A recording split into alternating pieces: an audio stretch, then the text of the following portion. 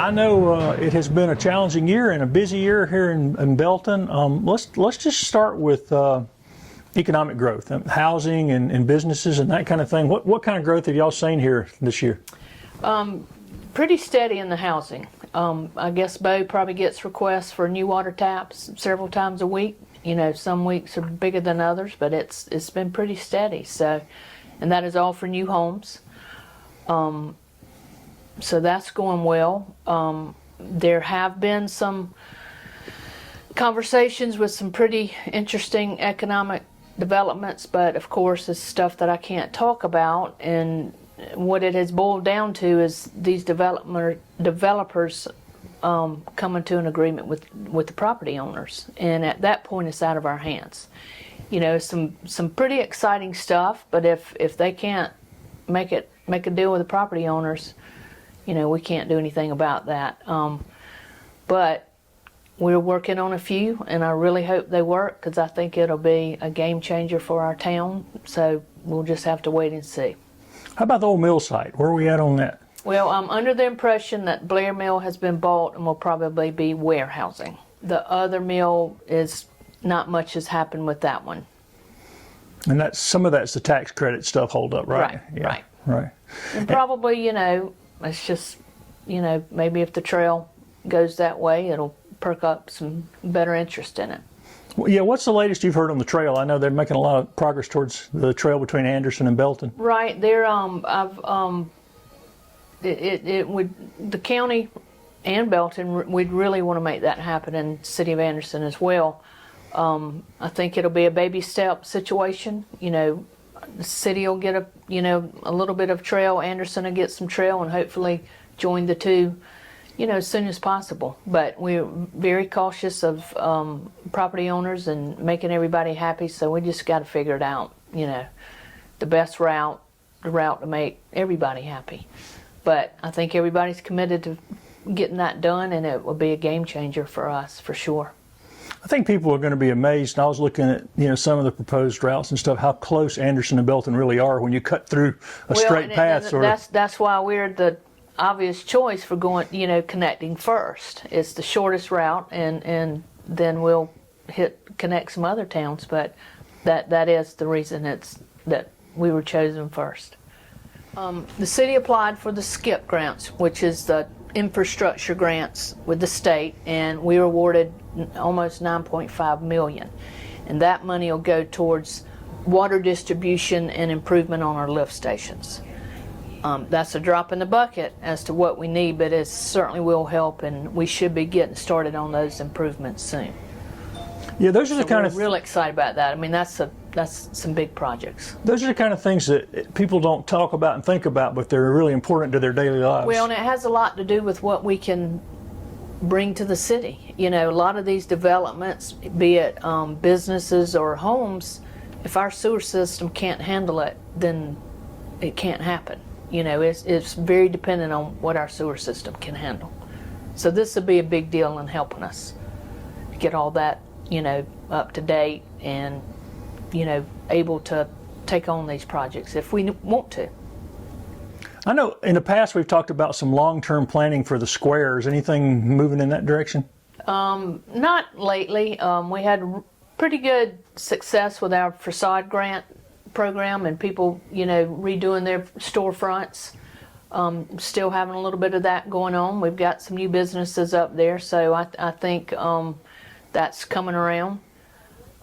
We have a new tap room that opened up down there. A boutique will be opening, I think, the day of the Standpipe Festival, if not the day before. I'm not sure their exact opening date. They're on the square.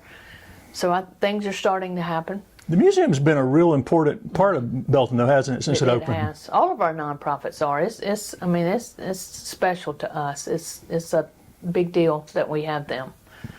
They're very community oriented and help us with everything. We couldn't do a lot of stuff without them. But the museum being right down there, the art center being on the square, they're very active in the community. And in a world that's turning its head to Pickle Ball, Belton is remaining the beacon of tennis. Well, we are, but I think we're going to have some movement on that. We'll get there. We're not closing the door to Pickle Ball. But you're going to keep your tennis. Oh yeah, we'll still have tennis. There's room for both. There's room for both. Well, Belton is tennis. I mean, the statewide Belton is known for tennis, right? It is. But we can play pickleball too. I have a court in my driveway, so I'll play myself in the driveway. Really? But and we'll get there. Maybe on our next conversation, I'll have some news on that. Pickleball news. Yeah. Well, let's just talk about other recreation stuff since we're talking about that. I know, we're going on the second year of the bubblegum trail and stuff. And how's the recreation going on in Belton? It's going well. Joey Lance does an outstanding job with the rec department. He's got, football going on, baseball, girls volleyball, which is fairly new to us, and he's willing to try anything. He works hard. His team works hard, and if you want to play it, we'll try and figure out how to get it here for you. So. And every time I come through here, there's people on that trail and walking along, and there's places to sit and work out, stations and all kinds of stuff. Mm-hmm. And let's talk about events. I know this summer you had the concert series. How did that go this year? Went very well. I think we'll do it again next year. This coming weekend we have the Standpipe Festival from 11 to 8:30. At 8:30 we'll conclude with a fireworks show. The bands start around noon, so it looks like it's going to be a beautiful day. Probably one of the better weather days we've had in a long time. What are some of your best memories of the Standpipe Festival? Okay. Well, I guess my very first one as mayor, I was asked to get in a Dunkin' booth with the fire department, and that was my first time doing that, and that was very interesting and certainly memorable. And then we had our Margaret Haney, our hometown girl, come to town from Nashville and play, and always, it's great having the Combo Kings. They're not playing this year, but they play everything else we have, so we're proud of all of our hometown talent. And the Standpipe Festival brings some pretty good crowds to Belton. Big crowds. And I guess, hard as it is to believe, within 6 weeks after that, or less, or 8 weeks, we've got the Christmas parade coming up. Well, in between that, we got Halloween. So we'll have the trick-or-treat on the square on the 31st from 5 to 7. And then after that, we roll into our Christmas season. Our parade this year is going to be on December 2nd at 3:30, and then we'll light our Christmas tree when that concludes, around 5. So. And we also, somewhere, it's not an event per se, but in between there somewhere we've got elections this year? We have elections on November 7th. We have 3 of our wards of city council up for re-election, and mayor as well. And you're running unopposed. Unopposed. So we can talk about that without being politics. Correct. What have you learned as mayor since you've been here? It's really a lot of fun, but you have to really put yourself out there, go to these meetings that you're invited to. You learn a lot. And you certainly learn that things are not as easy as people think they're going to be to make things happen. The old saying, the wheels of government's very slow. It is, but we're all, everybody's pulling for each other. As a county, I love going to the county meetings, and even though we compete with each other, we all need to be our best and to bring people to our area. And it's some really good, smart people out there that I've really enjoyed meeting and working with, and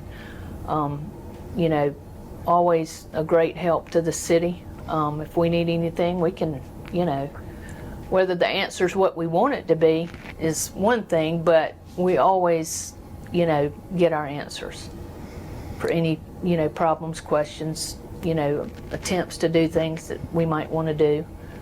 And I think people forget sometimes being mayor of the city here is full-time hours, part-time job, right? Right. It's a lot of hours. People think. And that's kind of how I roll. I'm fine with that. I've got time to do that. I'm fortunate that I don't have to work at a regular 9-to-5 job like a lot of our mayors have, and that that can get in the way of a lot of these meetings that happen throughout the day. But I'm fortunate that I can make these meetings and go to these classes and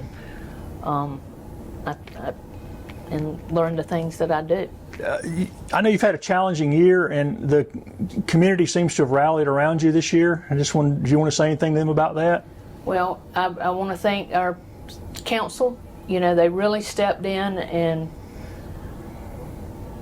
took care of things. You know, no questions asked. They covered me.